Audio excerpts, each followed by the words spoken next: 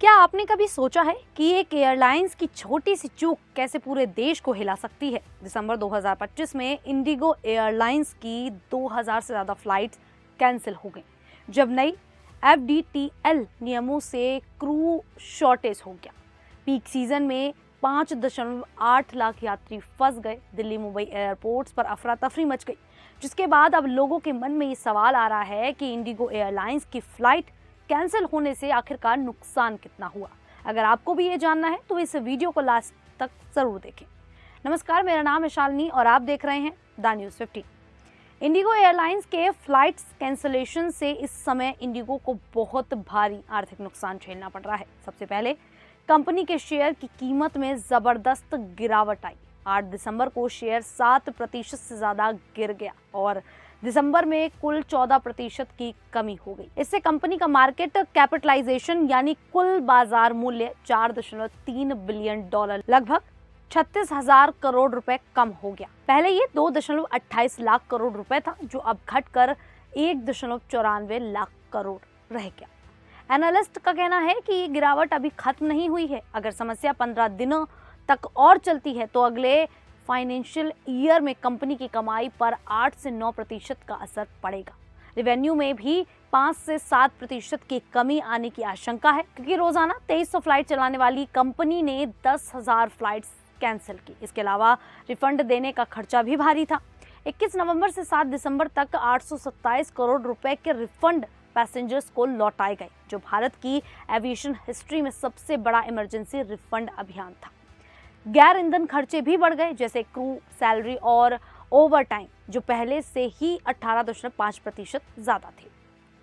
Forex cost भी 13% तक पहुंच गया। एनालिस्ट चेतावनी दे रहे हैं कि नए नियमों से कॉस्ट 25% और बढ़ सकती है और अगर DGCA ने जुर्माना लगाया या मैनेजमेंट चेंज किया तो नुकसान और गहरा हो सकता है। कुल मिलाकर ये संकट इंडिगो की कमाई को 2 क्वार्टर तक प्रभावित करेगा और ब्रांड इमेज को भी नुकसान पहुंचा रहा है।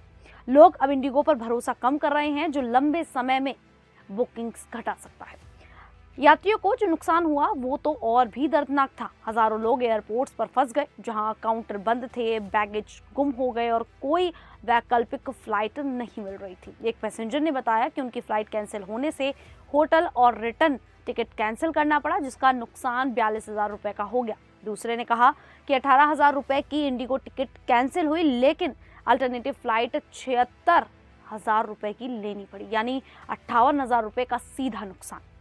कैब बुकिंग्स भी महंगी हो गई। पुणे के लिए 20,000 रुपए और दिल्ली के लिए 35,000 रुपए। स्पाइस जेट की कोलकाता मुंबई फ्लाइट 90,000 रुपए तक पहुंच गई, जबकि नॉर्मल 6 से 8,000 रुपए होती है। मुंबई मंगलुरु सेक्टर पर किराया 25,000 रुपए हो गया। बिजनेस मीटिंग्स मिस हो गई, जिससे प्रोफेशनल लॉस हुआ। एक वकील पैसेंजर ने कहा कि चेक इन हो गया था, लेकिन सुबह 6 बजे ऐप पर कैंसिल दिखा और स्टाफ कंफ्यूज था। सीनियर सिटीजन और डिसेबल्ड पैसेंजर्स को सबसे ज्यादा परेशानी हुई। कई लोगों ने होटल, लोकल ट्रांसपोर्ट्स और ट्रेन बुकिंग्स का पैसा डुबा दिया, जैसे श्रीनगर ट्रिप के लिए 50,000 रुपए का लॉस।